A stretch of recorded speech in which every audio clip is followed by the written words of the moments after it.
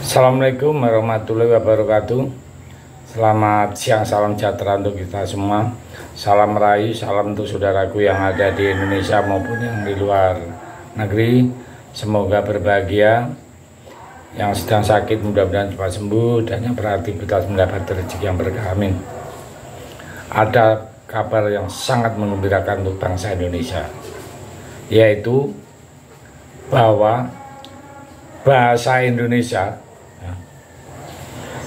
telah ditetapkan sebagai bahasa resmi dalam konferensi umum UNESCO. Keputusan ini diambil di markas besar UNESCO di Paris, Perancis pada Senin kemarin. Dengan penetapan ini, bahasa Indonesia menjadi bahasa resmi ke-10 yang diakui oleh UNESCO bersama dengan bahasa Inggris, Arab, Perancis, Spanyol, Rusia, India, Italia, Portugis.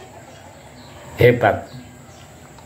Indonesia bahasanya sudah setara dengan bahasa-bahasa dunia. Dalam pernyataan Duta Besar Republik Indonesia untuk Perancis, Bapak Andoro Monaco Muhammad Umar mengatakan bahwa bahasa Indonesia telah menjadi kekuatan penyatu bangsa sejak masa pra-kemerdekaan, terutama melalui Sumpah Pemuda tahun 1928. Bahasa Indonesia mampu menghubungkan beberapa etnis yang ada di Indonesia. Bahasa Indonesia tengah dengan lebih dari 270 juta dipakai di dalam negeri, telah mendunia dan masuk di dalam kurikulum bahasa Indonesia di 52 negara. Mantap, keren. Yang saat ini terdapat setidaknya 150.000 penutur asing yang aktif menggunakan bahasa Indonesia. Nah, penetapan ini ditandai dengan diadopsinya Resolusi 42C strip nomor 28 secara konsensus dalam sesi pleno konferensi umum ke-42 UNESCO. Bahasa Indonesia di tingkat global dimulai sejak konferensi Asia Afrika di Bandung pada tahun 1955 yang menjadi awal terbentuknya kelompok negara non-blok. Indonesia memiliki komitmen kuat untuk melanjutkan kepemimpinan dan kontribusi positif untuk dunia internasional.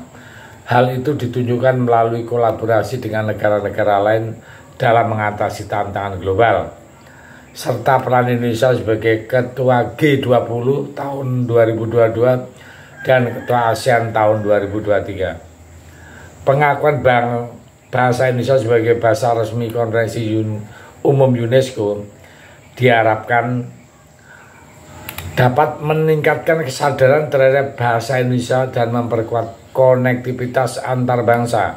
Hal ini juga merupakan bagian dari komitmen Indonesia terhadap pengembangan budaya di tingkat nasional. Pengakuan ini diharapkan dapat berdampak positif terhadap keharmonisan dan pencapaian tujuan pembangunan berkelanjutan, baik di tingkat nasional maupun global. Usulan pemerintah untuk menjadikan bahasa Indonesia sebagai bahasa resmi konferensi umum UNESCO merupakan implementasi dari amanat pasal 44 ayat Undang-Undang Nomor 24 Tahun 2009 tentang bendera, bahasa, dan lambang negara, serta lagu kebangsaan. Pemerintah merupakan meningkatkan fungsi bahasa Indonesia menjadi bahasa internasional secara bertahap, sistematis, berkelanjutan. Jos. Usulan ini juga merupakan upaya hukum bahasa Indonesia mendapat status bahasa resmi pada lembaga internasional setelah pemerintah secara fakta telah membangun komunitas penutur asing bahasa Indonesia di 52 negara. Sekali lagi kita ucapkan selamat bagi kita rakyat Indonesia atas berhasilnya bahasa Indonesia menjadi bahasa ke-10 bahasa resmi di UNESCO. Kita harus bangga dan kita patut bangga karena tantangan bahasa Indonesia ini bukan mudah. Banyak sekali tantangannya untuk menyempurnakan bahasa ini. Butuh waktu kerja keras yang luar biasa. Nah, ini tantangan bahasa Indonesia itu semakin besar karena kita sudah masuk ke level global ya. Nah, dan bahasa Indonesia juga tidak salah-salah, terutama dari tetangga sebelah ya.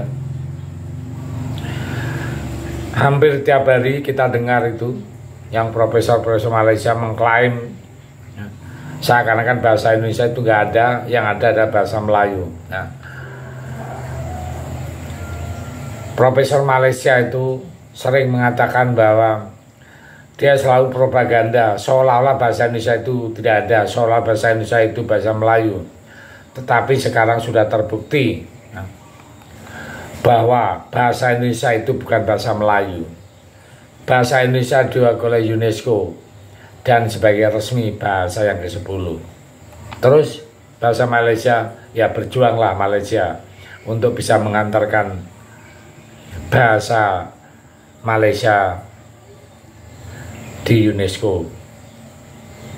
Nggak usah meributkan bahasa Indonesia sekarang udah resmi, karena kalian sibuk mengoreksi bahasa Indonesia terus akhirnya tertinggal jauh. Sementara yang dikoreksi sudah resmi, kalian masih megap-megap di bawah ya. Nah, itu untuk Malaysia, gunakanlah bahasa Malaysia.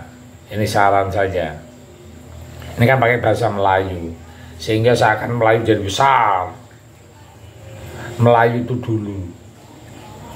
Di Indonesia juga ada namanya bahasa Melayu, tapi itu bahasa lokal. Kita hargai dan kita pakai juga untuk lokal. Tapi untuk bahasa Indonesia, kita kalau udah kumpul secara nasional, kita pakai bahasa Indonesia. Kalau Malaysia kan beda, pakai 3 bahasa, setahu saya begitu ya. Jadi itulah, sekali lagi selamat untuk bahasa Indonesia. Indonesia adalah bangsa besar, bangsa mandiri, dan sudah punya bahasa Indonesia sebagai bahasa internasional, sejajar dengan bahasa Inggris dan lain-lainnya semuanya. Saya pikir itu, terima kasih. Merdeka.